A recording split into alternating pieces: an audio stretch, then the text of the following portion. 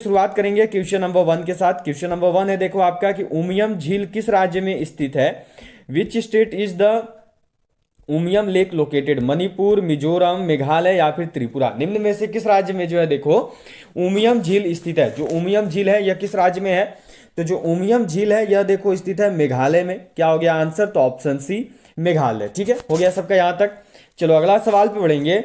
अगला सवाल जो है यह देखो यहाँ पे दिया गया है। क्या सवाल है आपका, अगला सवाल है देखो कि मानव की सामान्य स्वस्थ आंख के लिए स्पष्ट दृष्टि की न्यूनतम दूरी मापी जाती है। What is the minimum distance of clear vision for a normal healthy human I. 50 centimetre, 10 centimetre, 15 centimetre या फिर 25 सेंटीमीटर। चलो सबको ही करोगे और बताओगे कि मानव की सामान्य स्वस्थ आंख के लिए जो है स्पष्ट दूरी की न्यूनतम दूरी कितनी है। चलिए जल्दी से बताएंगे, स्पष्ट दृष्टि की न्यूनतम दूरी जो है कितनी मापी जाती है। तो यह देखो मापी जाती है कुल 25 सेंटीमीटर। क्या हो गया आंसर, तो ऑप्शन डी 25 सेंटीमीटर। ठीक है, चलो अगला सवाल पे बढ़ेंगे। अगला सवाल यहाँ पे देखो दिया गया है। यह सवाल है कि महात्मा गांधी दक्षिण अफ्रीका से भारत किस वर्ष में लौटे। In which year Mahatma Gandhi return to India from South Africa. 1915, 1917, 1916 या फिर 1918। जो महात्मा गांधी हैं यह देखो दक्षिण अफ्रीका से भारत किस वर्ष में लौटे। जो महात्मा गांधी हैं यह दक्षिण अफ्रीका से भारत में किस वर्ष में आए थे। बहुत ही इंपॉर्टेंट क्वेश्चन है, सभी को करते चलना है, कोई भी मिस्टेक नहीं करोगे। सभी लोग को जो है यहाँ पे बतानी है और करनी है कि इस क्वेश्चन का सही आंसर क्या होगा। महात्मा गांधी जो है भारत कब आए थे, बहुत ही इंपॉर्टेंट क्वेश्चन है और बहुत बार जो है देखो इसको पूछा भी गया है। तो पहले आप सबको यहाँ पे करना होगा और बताना होगा इसका सही आंसर क्या होगा। तो ये आए थे देखो 1915 में। दक्षिण अफ्रीका से जो भारत है यह 1915 में आए थे। ठीक है, चलिए अगला सवाल देखेंगे। अगला सवाल यहाँ पे देखो आपका दिया गया है। यह है भारत में सर्वाधिक कोयला भंडार पाए जाते हैं। Largest coal reserve are found in India. Chhattisgarh में, झारखंड में, मध्य प्रदेश में या फिर उड़ीसा में। भारत में जो सर्वाधिक कोयला भंडार है यह कहाँ पाए जाते हैं। ठीक है, चलो जल्दी से करना और बताना यहाँ पे कि भारत में सर्वाधिक कोयला भंडार जो है कहाँ पे पाए जाते हैं। तो भारत में जो सर्वाधिक कोयला भंडार है यह देखो पाए जाते हैं झारखंड स्टेट में। क्या हो गया आंसर, तो ऑप्शन बी झारखंड। ठीक है, चलो अगला सवाल पे बढ़ेंगे। अगला सवाल है यहाँ पे देखो आपका यह दिया गया है। क्या सवाल है, सार्स क्या है। What is SARS। इसको सार्स बोलते हैं, संगठन है या फिर विषाणु जनित रोग है या फिर युद्धपोत है या फिर संचार प्रणाली है। जो सार्स है इसको किस रूप में जाना जाता है, जो सार्स है इसको क्या बोलते हैं। चलिए जल्दी से करना और सबको बताना, देरी नहीं करोगे। सार्स को किस रूप में जाना जाता है, तो जो सार्स है यह देखो एक प्रकार का विषाणु जनित रोग है। यह जो है एक प्रकार की वायरल डिजीज है। ठीक है, चलो अगला सवाल पे बढ़ेंगे। अगला सवाल यहाँ पे आपका यह देखो दिया गया है कि सूर्य द्वारा उत्सर्जित प्रकाश का रंग कैसा होता है। What is the colour of the light. यहाँ पे आपका देखो दिया हुआ है what is the colour of the light. यहाँ पे आपका what is the colour of the light emitted by the sun. सफेद, लाल, पीला या फिर नारंगी। चलिए करेंगे और सबको बताएंगे कि सूर्य द्वारा उत्सर्जित प्रकाश का रंग जो है कैसा होता है। सूर्य द्वारा जो प्रकाश उत्सर्जित होता है तो उसका रंग कैसा होता है। क्या होगा इसका राइट आंसर, जल्दी से करना और सभी को जो है यहाँ पे बतानी है। सूर्य द्वारा उत्सर्जित प्रकाश का रंग कैसा होता है, तो सबको जान रहे हैं क्या हो गया आंसर, तो ये हो गया देखो ऑप्शन ए सफेद। ठीक है यहाँ पे, चलिए अगला सवाल पे चलेंगे। अगला सवाल यहाँ पे देखो आपको दिया गया है। यह सवाल है कि स्टेनलेस स्टील एक मिश्र धातु है जबकि वायु है एक। Stainless steel is an alloy where air is a. Whereas air is a मिश्रण है, यौगिक है, तत्व है या फिर विलयन है। स्टेनलेस स्टील जो कि अभी देखो एक मिश्र धातु है जबकि वायु क्या। जल्दी से करेंगे और बताएंगे स्टेनलेस स्टील यदि एक मिश्र धातु है तो वायु क्या है। तो देखो जो वायु है यह एक मिक्सचर है, यह जो है एक मिश्रण है। यदि स्टेनलेस स्टील एक मिश्र धातु है तो वायु क्या है, तो यह एक मिश्रण है। ठीक है, चलिए अगला सवाल पे बढ़ेंगे। अगला सवाल है यहाँ पे देखो आपका कि भारतीय संसद के कितने सदन हैं।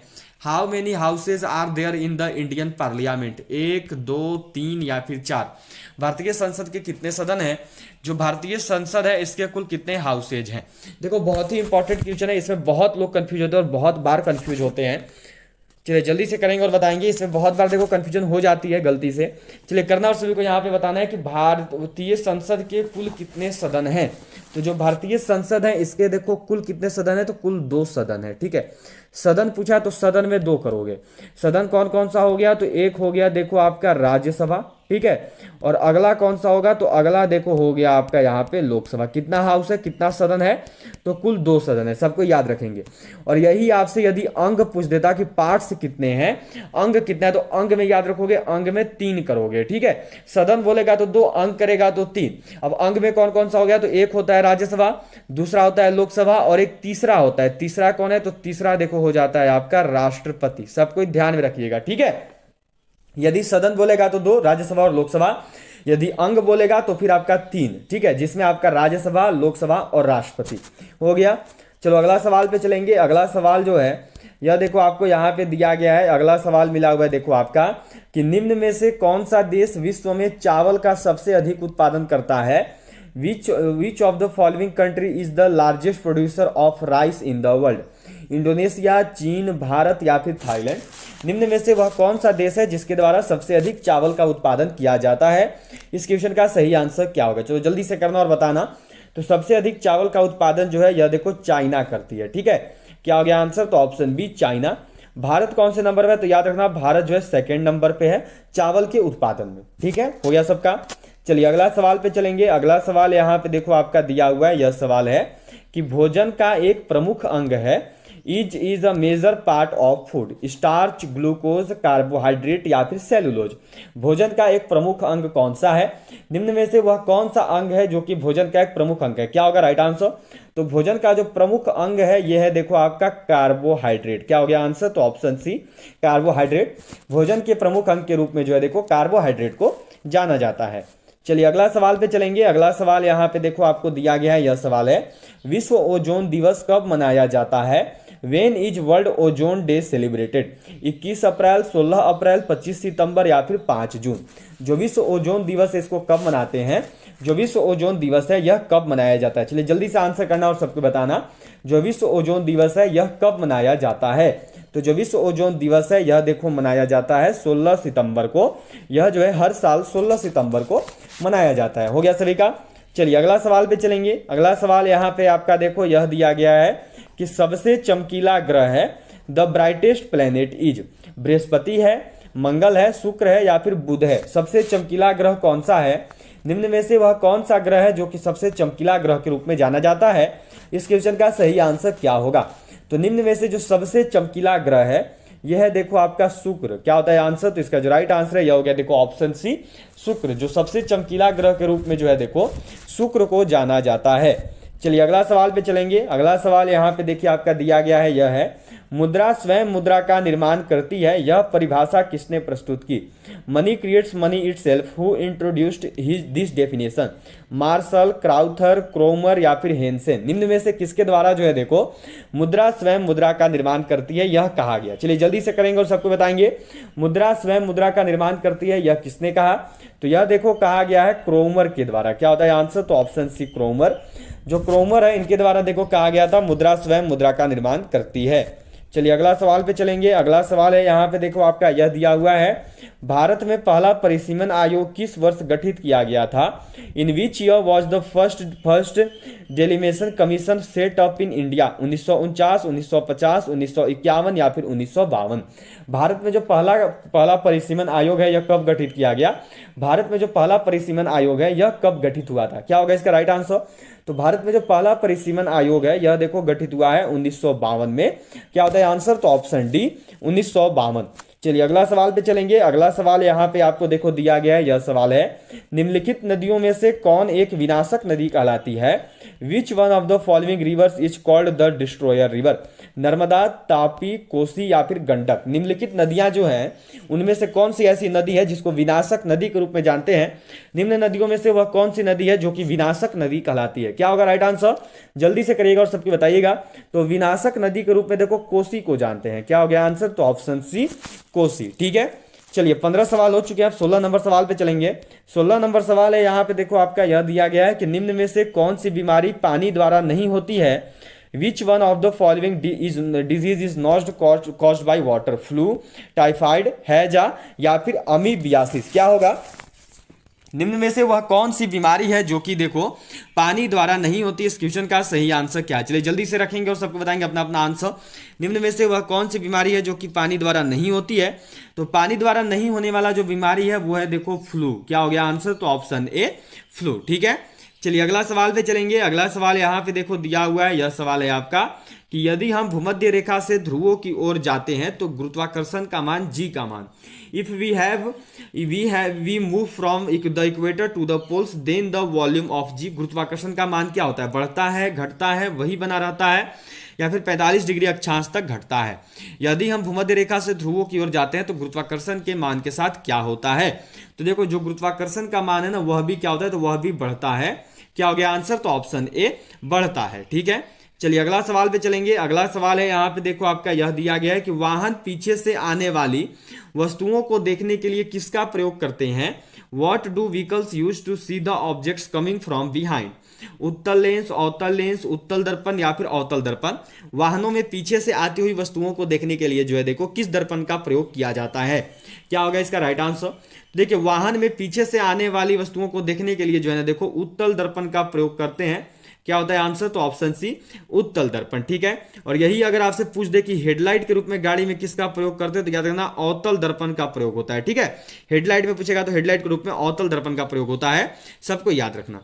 चलो अगला सवाल पे चलेंगे। अगला सवाल यहाँ पे देखो आपको दिया गया है, क्या सवाल है आपका यहाँ पे, यह सवाल जो आपसे देखो किया गया है कि 1 मई किस रूप में मनाया जाता है। How is may 1 celebrated. अंतर्राष्ट्रीय महिला दिवस, अंतर्राष्ट्रीय श्रमिक दिवस, विश्व पर्यावरण दिवस या फिर विश्व स्वास्थ्य दिवस। चलो आज 1 मई है और आज के दिन क्या मनाते हैं यह जो है आपको यहाँ पे बताना है। मैंने आज का ये क्वेश्चन दिया हुआ और यह क्वेश्चन पूछा हुआ भी है देखो इंडियन आर्मी में 2020 का पेपर में इंडियन आर्मी का यह सेम सवाल जीडी वालों का आ रखा है। तो चलो सबको ये करना और बताना 1 मई जो है इसको किस रूप में मनाते हैं। तो जो 1 मई है इसको देखो मनाया जाता है अंतर्राष्ट्रीय श्रमिक दिवस के रूप में।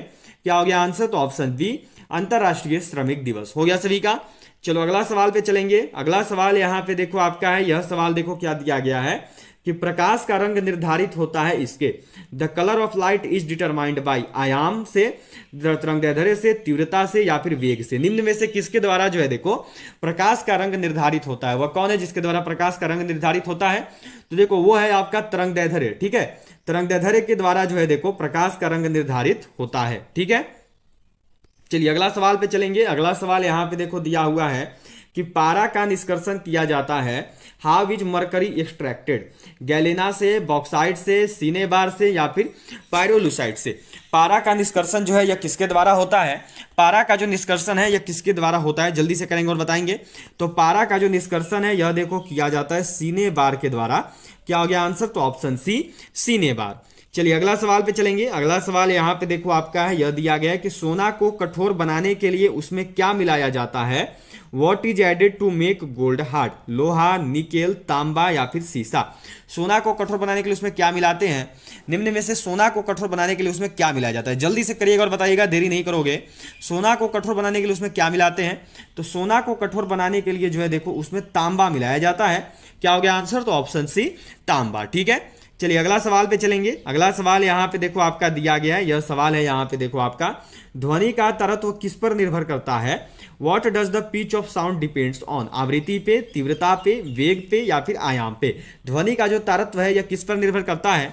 जो ध्वनि का तारत्व है यह किस पर डिपेंडेंट है, जल्दी से करिएगा और बताइएगा। ध्वनि का तारत्व निम्न में से किस पर निर्भर है, तो ध्वनि का जो तारत्व है यह देखो निर्भर करता है आवृत्ति पे। ठीक है, ध्वनि का तारत्व किस पे निर्भर करता है, तो यह देखो आपका निर्भर करता है आवृत्ति पे, फ्रीक्वेंसी पे। चलिए अगला सवाल पे चलेंगे। अगला सवाल है यहाँ पे देखो आपका यह दिया गया है कि डूरंट कप किस खेल से संबंधित है। Durand cup is related to which sport. Football, polo, cricket या फिर हॉकी। जो डूरंट कप है इसका संबंध निम्न में से किस खेल के साथ है। जो डूरंट कप है यह किस खेल से संबंधित है, चलिए जल्दी से रखिएगा, अपना आंसर बताइएगा। जो डूरंट कप है इसका संबंध निम्न में से किस खेल के साथ है, तो जो डूरंट कप है यह देखो संबंधित है फुटबॉल से। क्या हो गया आंसर, तो ऑप्शन ए फुटबॉल। ठीक है, चलो अगले सवाल पे चलेंगे। अगला सवाल है यहाँ पे देखो यह दिया गया है कि चंद्रमा से पृथ्वी तक आने में प्रकाश को लगभग कितना समय लगता है। Approximately how long it take for light to travel from the moon to the earth. 8 minute, 8 second, 1 second या फिर 100 सेकेंड। क्या होगा, चंद्रमा से पृथ्वी तक आने में प्रकाश को लगभग कितना समय लगता है। चंद्रमा के प्रकाश को, इसको ऐसे ही पूछ सकता है, देखो कि चंद्रमा के प्रकाश को पृथ्वी तक आने में कितना समय लगता है। तो चंद्रमा के प्रकाश को पृथ्वी तक आने में जो है देखो 1 सेकेंड का समय लगता है। ठीक है, क्या हो गया आंसर, तो ऑप्शन सी 1 सेकेंड। अब यहीं पे देखो 8 मिनट दिया हुआ है, याद रखिएगा कि 8 मिनट जो है ना, यह देखो सूर्य के प्रकाश को पृथ्वी तक आने में लगता है। ठीक है, पूछा जाता है कि सूर्य के प्रकाश को पृथ्वी तक आने में कितना समय लगता है, तो याद रखेंगे सूर्य के प्रकाश को पृथ्वी तक आने में जो है देखो कुल कितना समय लगता है, तो यह देखो 8 मिनट 16 सेकंड लगता है। या फिर कहीं कहीं आपको 8 मिनट 20 सेकंड भी ऑप्शन में लिखा हुआ मिल जाएगा, तो वो भी सही हो जाता है, ध्यान में रखिएगा। ठीक है, चलो अगला सवाल पे चलेंगे। अगला सवाल यहाँ पे देखो दिया हुआ है कि दौड़ लगाते समय मनुष्य का रक्तचाप, human blood pressure while running, बढ़ जाता है, घट जाता है, ऊपर नीचे होता रहता है या फिर एक समान रहता है। क्या होगा, दौड़ लगाते समय मनुष्य के रक्तचाप के साथ क्या होता है। जल्दी से करेंगे और सबको बताएंगे, देरी नहीं करिएगा। तो देखिए दौड़ लगाते समय जो मनुष्य का रक्तचाप है ना, यह क्या होता है, तो यह बढ़ जाता है। क्या हो गया आंसर, तो ऑप्शन ए बढ़ जाता है। ठीक है, चलो अगला सवाल पे चलेंगे। अगला सवाल यहाँ पे आपका देखो यह दिया गया है कि जब किसी वस्तु को ठंडा किया जाता है तो उसके अणुओं, when an object is cooled it's molecules, की ऊर्जा बढ़ जाती है, की चाल घट जाती है, का द्रव्यमान बढ़ जाता है या फिर का भार बढ़ जाता है।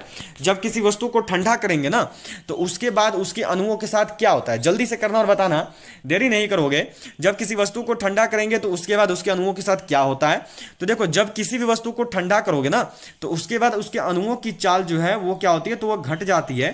क्या हो गया आंसर, तो ऑप्शन बी की चाल घट जाती है। हो गया सभी का। चलिए अगला सवाल पे चलेंगे। अगला सवाल यहाँ पे देखो दिया हुआ है, यह सवाल है कि भारतीय संस्कृति का स्वर्ण युग था, what was the golden age of Indian culture. Maurya काल, राजपूत काल, चोल काल या फिर गुप्त काल। भारतीय संस्कृति का स्वर्ण युग क्या था, निम्न में से जो है भारतीय संस्कृति का स्वर्ण युग कौन सा है। जल्दी से करोगे और बताओगे भारतीय संस्कृति का स्वर्ण युग क्या है।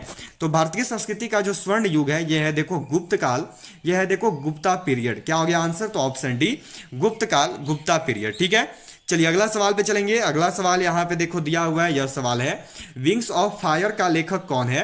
Who is the author of Wings of Fire, APJ Abdul Kalam, Arundhati Roy, Jawaharlal Nehru या फिर सोनिया गांधी। निम्न में से जो है देखो विंग्स ऑफ फायर के लेखक कौन है। जो विंग्स ऑफ फायर नामक पुस्तक है यह किसके द्वारा लिखी गई है। तो जो विंग्स ऑफ फायर नामक पुस्तक है यह देखो लिखी गई है एपीजे अब्दुल कलाम जी के द्वारा। विंग्स ऑफ फायर के लेखक कौन है, तो वो है देखो एपीजे अब्दुल कलाम। ठीक है, चलिए अगला सवाल पे चलेंगे। अगला सवाल जो है यह देखो यहाँ पे आपका 30 नंबर सवाल यहाँ पे दिया हुआ है, निम्न में से कौन सी धातु एक द्रव है।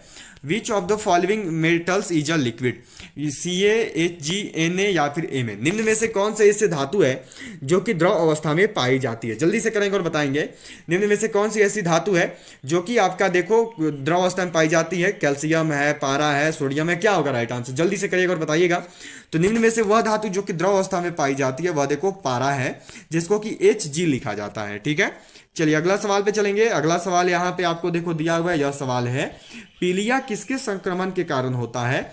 Jaundice is caused due to infection of मस्तिष्क, यकृत, वृक्क या फिर पलीहा। निम्न में से जो पीलिया है यह देखो किसके संक्रमण के कारण होता है। जो पीलिया है यह किसके वजह से होता है, क्या होगा राइट आंसर। पीलिया किसके संक्रमण की वजह से होती है, तो जो पीलिया है ना यह देखो यकृत के संक्रमण की वजह से होती है, या जो है देखो लीवर के संक्रमण की वजह से होती है। क्या हो गया आंसर, तो ऑप्शन बी।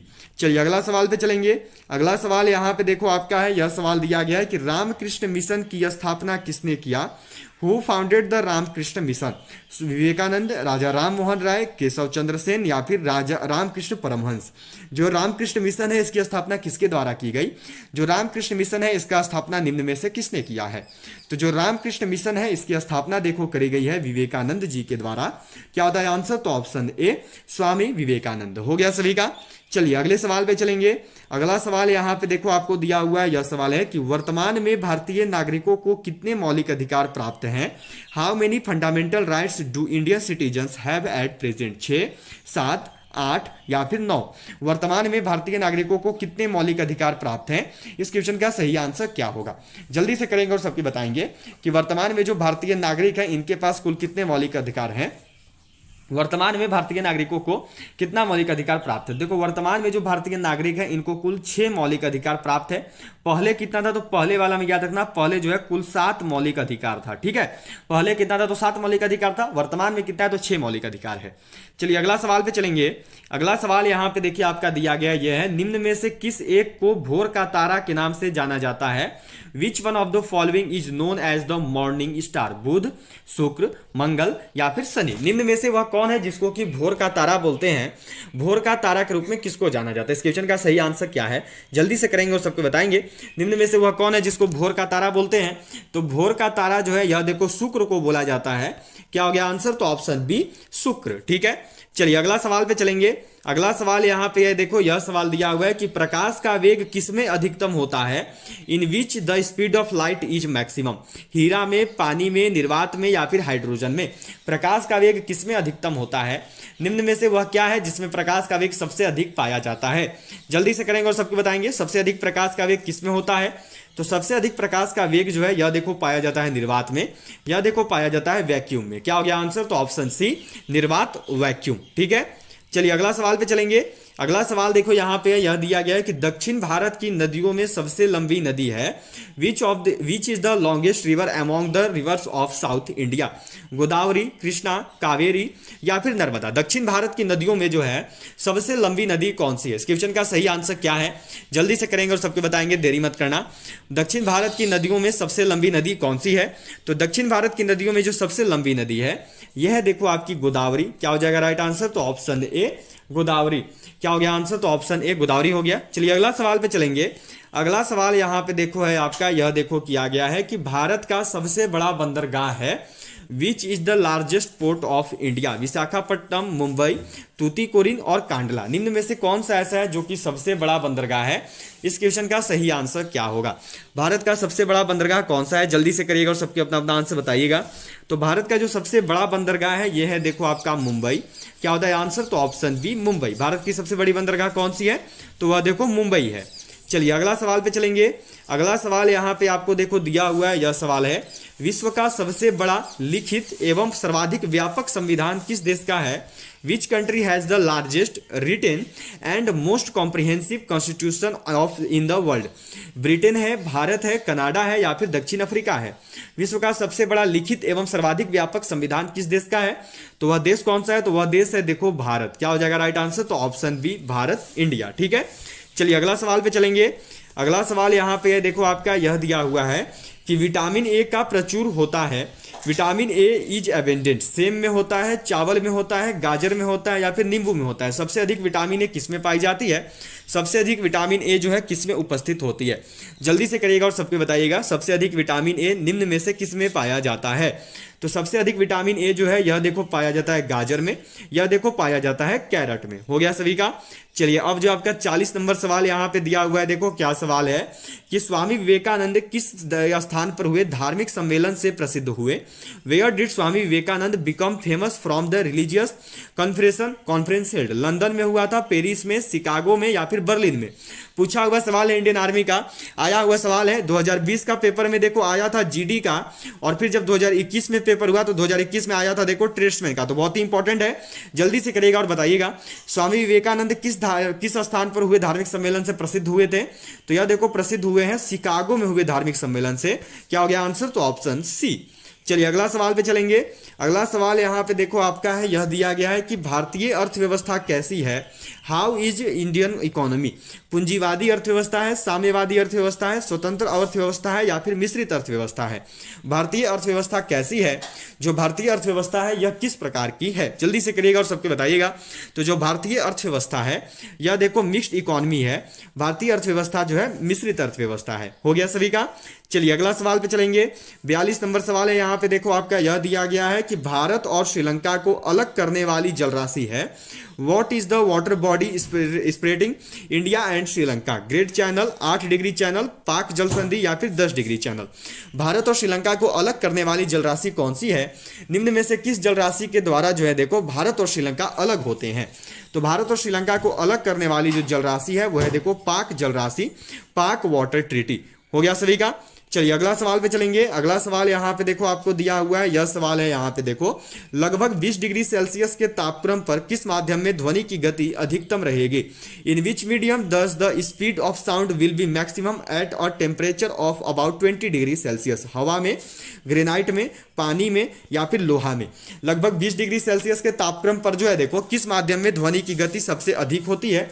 तो वो माध्यम, तो जिनका भी एग्जाम 15 जनवरी को होने वाला है, अगर अभी तक भी हमारी ई बुक को बाय नहीं किए हो तो जल्दी से सभी लोग खरीद लेंगे। जो हमारी आर्मी की देखो नई ई बुक है वो army general duty, women military police, tradesman, clerk सभी के लिए है। इसमें आपका 10 मॉडल पेपर ईजी लेवल का है, 10 मॉडल पेपर टफ लेवल का दिया हुआ है और 5 अग्निवीर का ओरिजिनल पेपर है। ये आपको मिल रहा है मात्र 85 रुपये में। जिनको भी खास करके देखो मैथ और रीजनिंग में दिक्कत होगा वो इस किताब को जल्दी से बाई कर लेंगे, ये 85 रुपये वाला। अभी आपका जो 13 नवंबर और 16 अक्टूबर को एग्जाम हुआ था, इसमें 20 में से 20 सवाल इसी किताब से देखने को मिला था, फुल सॉल्यूशन के साथ है, हिंदी इंग्लिश में। तो सभी लोग इस ई बुक को बाई कर लेना। ये मिल रहा है आपको खरीदने के लिए क्या करना है कि जो नंबर दिख रहा है इसी नंबर पे आपको पेमेंट करना है, फोन पे, पेटीएम, गूगल पे से। और फिर पेमेंट करने के बाद जो है पेमेंट का स्क्रीनशॉट आपको इसी नंबर पे सेंड कर देना है व्हाट्सएप पे।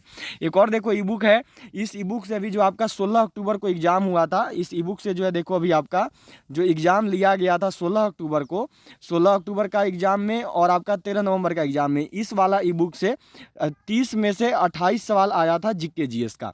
तो ये ई बुक देखो, यह जो ई बुक है ये आपके लिए है जीडी का, ये ई बुक जीडी का है। इसके साथ साथ women military police, tradesman, technical, nursing assistant, clerk सभी का है।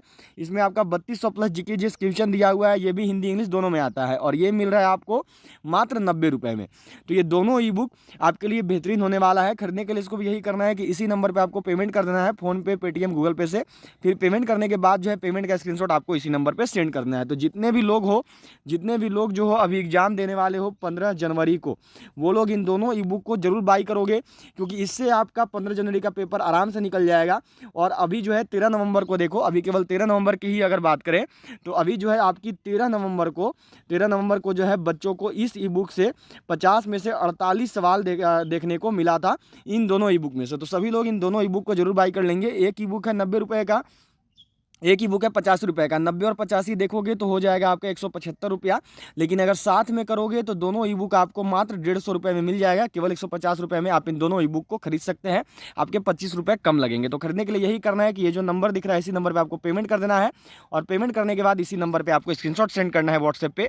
फिर जो ये ई बुक है ये PDF फॉर्मेट में आपके व्हाट्सएप पर भेज दिया जाए। माध्यम है देखो आपका यहाँ पे लोहा, क्या हो जाएगा इसका राइट आंसर? तो यह देखो हो गया ऑप्शन डी लोहा। ठीक है, चलिए नेक्स्ट क्वेश्चन देखेंगे। अगला सवाल यह देखो यहाँ पे आपका दिया हुआ है, यह सवाल है रेशम पालन कहलाता है sericulture is called apiculture, sericulture, pisciculture या फिर हॉर्टिकल्चर? ध्यान से देखोगे तो जो क्वेश्चन दिया है उसी में इसका आंसर भी है। क्या लिखा देखो, सेरीकल्चर इज कॉल्ड, सेरीकल्चर ही बोलते हैं। रेशम पालन को क्या कहते हैं? तो रेशम पालन को सेरीकल्चर बोलते हैं। चलिए 45 नंबर सवाल है आपका यहाँ पे देखो दिया हुआ है। 5 क्वेश्चन और रहेंगे हमारे इसके बाद। इलेक्ट्रॉन त्यागने की प्रवृत्ति कहलाती है tendency to lose electrons is called ऑक्सीकरण, अवकरण, उत्प्रेरण या फिर अभिप्रेरण? चलो जल्दी से करना और बताना। यदि अभी तक भी क्लास को सेशन को लाइक नहीं किया तो जल्दी से लाइक बटन प्रेस कर दो। उसके साथ सभी लोग शेयर जरूर कर देंगे और जिन्होंने भी चैनल को सब्सक्राइब नहीं किया वो सभी जो है सब्सक्राइब करके बेल आइकन को ऑल पर जरूर सेट कर लेंगे। तो इलेक्ट्रॉन त्यागने की प्रवृत्ति जो है यह देखो ऑक्सीकरण कहलाती है। क्या हो गया आंसर? तो ऑप्शन ए ऑक्सीकरण। ठीक है, चलिए अगला सवाल पे चलेंगे। अगला सवाल यहाँ पे देखो आपको दिया गया है, यह है देखो यहाँ पे आपका सवाल देखो किया गया है। क्या सवाल है यहाँ पे? न्यूट्रॉन की खोज की थी, neutron was discovered by Rutherford, Thomson, Chadwick या फिर न्यूटन? निम्न में से किसके द्वारा जो है देखो न्यूट्रॉन की खोज की गई? न्यूट्रॉन की खोज निम्न में से किसने की है? इस क्वेश्चन का सही आंसर क्या होगा? तो न्यूट्रॉन की खोज जो है यह देखो की गई है चैडविक के द्वारा, यह देखो करा गया है जेम्स चैडविक के द्वारा। क्या हो गया आंसर? तो ऑप्शन सी। चलिए अगला सवाल पे चलेंगे। अगला सवाल यहाँ पे देखो दिया हुआ है, यह सवाल है निम्न में से कौन सा धातु चुंबक द्वारा आकर्षित नहीं होता है? Which of the following metals is not attracted by magnet? लोहा, निकेल, कोबाल्ट या फिर एल्यूमिनियम? निम्न में से जो है वह कौन सी धातु है जो कि चुंबक द्वारा आकर्षित नहीं होती है? तो ये क्वेश्चन आज के आपका होमवर्क है। इसका आंसर आप सब होमवर्क में करेंगे। तो जाइए जल्दी से कमेंट बॉक्स में और इस क्वेश्चन का सही आंसर बताइए, इसका राइट आंसर क्या होगा। चलिए अगला सवाल पे चलेंगे। अगला सवाल यहाँ पे देखो है आपका, संस्कृत ग्रंथ अष्टाध्यायी का संबंध है। The Sanskrit text Ashtadhyayi is related to, औषधि विज्ञान से, ज्योतिष शास्त्र से, राजनीतिक शास्त्र से या फिर व्याकरण से। जो संस्कृत ग्रंथ अष्टाध्यायी है इसका संबंध निम्न में से किसके साथ है? क्या होगा राइट आंसर? जल्दी से करना और सबको बताना। अष्टाध्यायी का संबंध किससे है? तो जो अष्टाध्यायी है इसका देखो संबंध है व्याकरण से। क्या हो गया आंसर? तो ऑप्शन डी व्याकरण। चलो अगला सवाल पे चलेंगे। 49 नंबर सवाल है यहाँ पे देखो। इसके बाद हमारा अंतिम क्वेश्चन होगा, मेन केम्फ का लेखक कौन है? Who is the author of Mein Kampf? Hitler, Mussolini, Bismarck या फिर मैजिनी? निम्न में से वह कौन है जिसने मेन केम्फ की रचना की? तो मेन केम्फ के जो लेखक हैं वो है देखो हिटलर। क्या हो गया आंसर? तो ऑप्शन ए। चलिए अगला सवाल यहाँ पे देखो आपको दिया हुआ है, लास्ट क्वेश्चन है, 50 नंबर क्वेश्चन है आपका। थायराइड ग्रंथि का स्थान कहाँ है? Where is the thyroid gland located? यकृत में, गला में या फिर कहाँ पे? बताइए राइट आंसर। इसका सही आंसर क्या होगा? यकृत ग्रंथि कहाँ पे पाई जाती है? तो राइट आंसर होगा देखो ऑप्शन बी गला। ठीक है, तो आज के देखो आपके 50 क्वेश्चन करवा दिए गए हैं। सबको अपना स्कोर जरूर बताइएगा कि 50 में से आप सबने कितना सवाल सही किया। उसके साथ साथ मैंने जो आपको आज होमवर्क दिया था उसका भी आंसर सबको जरूर बता देंगे। तो चलिए मिलते हैं आपसे सीधा कल दोपहर 1 बजे, जब आएगी हमारी इंडियन आर्मी की जीके जीएस की क्लास। सभी को इस क्लास का पीडीएफ जो है वो टेलीग्राम ग्रुप में मिल जाएगा, तो सबको टेलीग्राम ग्रुप जरूर ज्वाइन कर लेना। टेलीग्राम ग्रुप से जुड़ने का जो लिंक है वह देखो नीचे डिस्क्रिप्शन बॉक्स में दिया हुआ है। तो चलिए मिलते हैं आपसे सीधा कल दोपहर 1 बजे। तब तक के लिए जय हिंद, जय Bharat, have a good night and sweet dreams. मिलेंगे आपसे सीधा कल दोपहर 1 बजे। जय हिंद, जय भारत। अगर 15 जनवरी को आर्मी परीक्षा निकालना चाहते हो, अगर आपको है कि हमको जो है 15 जनवरी को अग्निवीर आर्मी परीक्षा निकालनी है, 50 में से 45 प्लस सवाल बनाने हैं, तो इन दोनों ई बुक को सभी लोग जरूर खरीद लोगे। दोनों ई बुक, एक है मात्र 85 रुपये का, एक है मात्र 90 रुपये का। अभी आपका 15 जनवरी, अभी 13 नवंबर और 16 अक्टूबर को जो है देखो ये 50 रुपये वाला ई बुक में से 20 सवाल मैथ और रीजनिंग का आ गया था, तो जल्दी से सभी लोग बाई कर लेंगे जिनको भी मैथ रीजनिंग में दिक्कत होगा। ये जो ई बुक देख रहे हो 90 रुपया वाला, इससे अभी 30 में से जो है 28 सवाल आया था 13 नवंबर और 16 अक्टूबर को बच्चों के एग्जाम में। तो टोटल 48 सवाल जो है बच्चों का सही हो गया। 50 में से 48 सवाल केवल यही 2 किताब पढ़ के। तो जितने भी लोगों का एग्जाम है 15 जनवरी को और आपको है कि मुझे आर्मी की वर्दी चाहिए, मुझे परीक्षा निकालनी है, तो सभी लोग जितने भी 15 जनवरी वाले हो इस ई बुक को जरूर बाई कर लोगे। ये एक देखो है 50 रुपये का, एक है 90 रुपये का। अलग अलग करोगे तो हो जाएगा आपका 175 रुपये, लेकिन अगर साथ में करोगे तो मात्र 150 रुपये में आप इन दोनों ई बुक को खरीद सकते हैं, केवल 150 रुपये में। 175 की जगह केवल आपको 150 रुपये पेमेंट करना है, 150 रुपये 150 रुपीज़, फिर आपको ये ई बुक जो है मिल जाएगा। और बाकी अलग अलग लेना चाहो तो 50 रुपये में आपका 10 मॉडल पेपर इजी लेवल का है, 10 मॉडल पेपर टफ लेवल का है और 5 अग्निवीर का ओरिजिनल पेपर है, मैथ ये सब सोल्व है। और एक है 3200 प्लस जीके जीएस क्वेश्चन का, ये मिल रहा है मात्र 90 रुपये में। दोनों करोगे तो मात्र 150 में दोनों मिल जाएगा। खरीदने के लिए यही करना है कि ये जो नंबर दिख रहा है इसी नंबर पर आपको फोन पे, पेटीएम, गूगल पे कर देना है और पेमेंट करने के बाद जो है पेमेंट का स्क्रीनशॉट आपको इसी नंबर पे व्हाट्सएप पे सेंड करना है। तो मात्र 150 रुपये में आप इन दोनों ई बुक को जो है खरीद सकते हैं। तो सभी 15 जनवरी वाले जरूर खरीद लेंगे।